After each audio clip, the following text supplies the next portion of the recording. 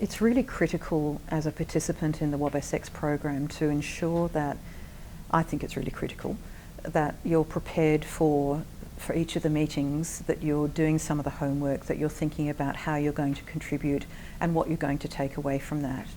I think it's one of those programs where you will get as much out of it as you care to put in, and if you put in a lot of effort, then there are really some terrific rewards that will come your way.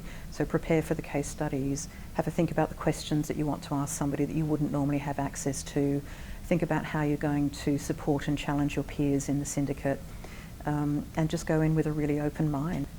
I think it's really important for anyone who chooses to participate in the WOBSX program to ensure that they are approaching it with an open mind. They're going to learn from their peers as well as from the syndicate chair. Make sure that you're prepared for each of the sessions that are coming through. There's a case study, so have a think through the case study. Put yourself in the position of different directors on that hypothetical or real board and think through how you might respond to the situation that you're being asked to consider.